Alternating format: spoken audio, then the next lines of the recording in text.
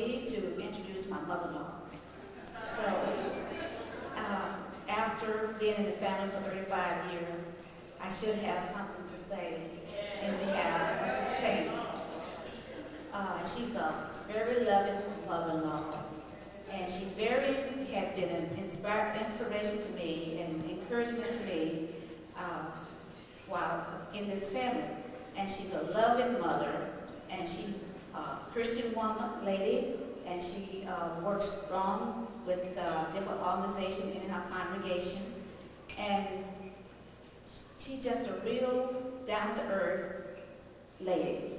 And she's going to give you the thought for the morning. Sister Rossie Payne. The daughter-in-law in the audience that I love very dearly. I have a daughter that is my right arm.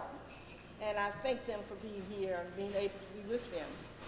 But most of all, Sister White, I've known her from a girl. I was with her in a wedding. Anything, even though I don't feel up to doing it, but if she asks me to do something, I'm going to try to do it.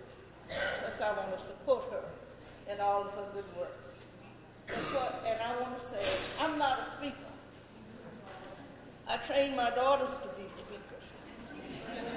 They're all Mary Florence, that's my daughter, Gloria Simmons, and the others.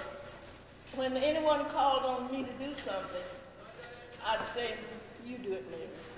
Or, Gloria, you do it. But I feel like I do have something that I can share with you. I was a minister's wife for 45 years. And long in those days, I want you to know it's not an easy thing, but it's a loving and the best thing. And I may can give you a few tips to make it just a little easier, because I have been there. And don't bog this voice because it trembles because of my heart, but I'm not going to let that bother me. Of the war now.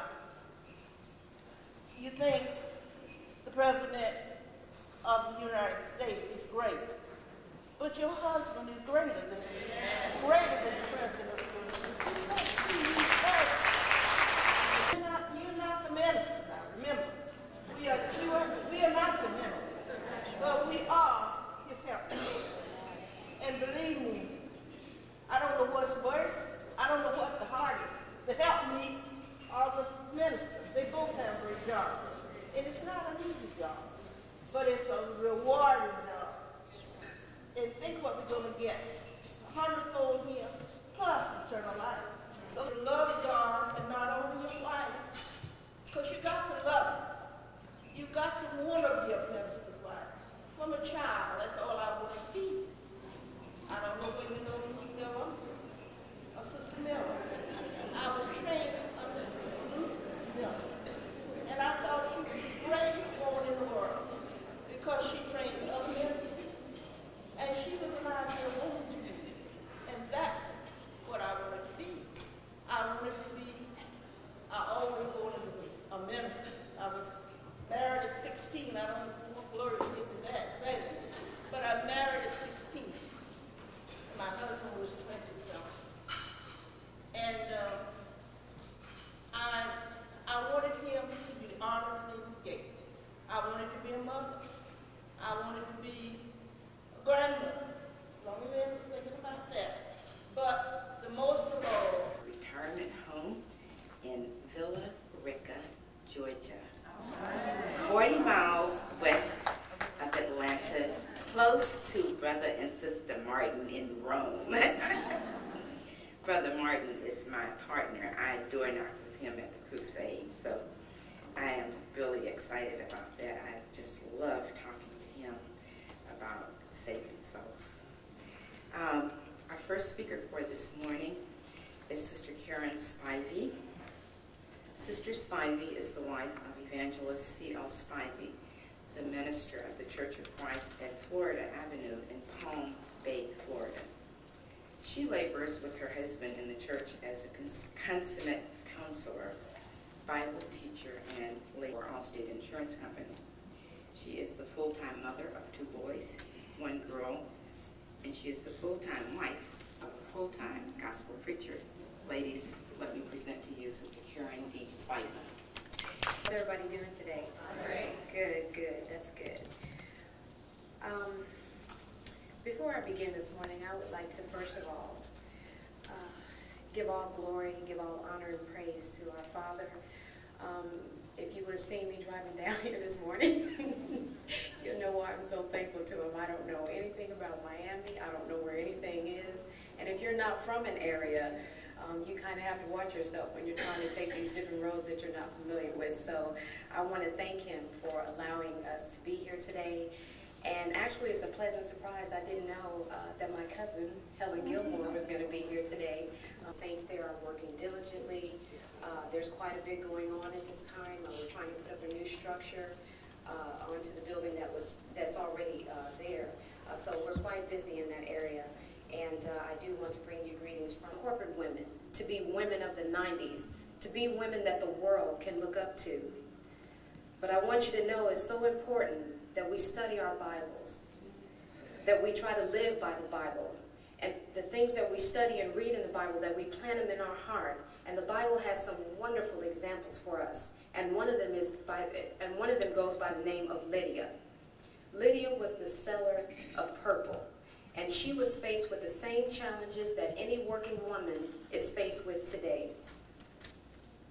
But the difference between Lydia and what we see today is that she never let her business or the business of the world get in the way of her obeying and listening to the gospel. God has called his women in times past and in times present to love their own husbands and to be his helpmeet. But we are unfortunately living in a world, as I said earlier, where it's no longer an honorable thing to love your own husband and just be his helpmeet. The challenge today is calling for us to strive for our degrees and strive to achieve and attain our own goals. But I wanted to let you know that I'm not downing striving and achieving. I'm not downing getting your education. I'm not downing you going out and doing those things that are going to be self-fulfilling. But I want us to take note and look at what Abigail did. Abigail is awesome to me. Abigail was the wife of Nabal, and Nabal was a difficult man. The Bible describes him as churlish. With a husband like that, this woman, and she's so awesome to me, because she still found it within herself, just like all ambitious women of today. She still found it within herself to be spiritual enough, to be intelligent enough, and to be wise enough to prevent war, to prevent bloodshed between David's armies and her husband's armies. That which shall be, and that which is done is that which shall be done. And there is no new thing under the sun. Ladies, we are not facing any new thing under the sun. We are not facing any new challenges. We are having to deal with and face the same things that Lydia did, Abigail did, and all other saints before. I'll show you exactly how we're going to deal with these challenges according to the scriptures. In other words, ladies, this morning we are going to get to the heart of the matter. In Matthew chapter 22, verse 37, Jesus said unto him, "Thou shalt with you the heart of the matter." And some of you may be asking, well, what does the heart have to do with the challenges that we face today? Well, according to thorough investigation and in evidence of the scriptures, the heart is the most innermost center of man's being. The heart is the center of bodily life. It's the center of the rational and the spiritual. Proverbs 3, 5, and 6. Trust the Lord with all your heart, and lean not to your own understanding. In all your ways acknowledge him, and he shall direct your paths. God was Israel's physician.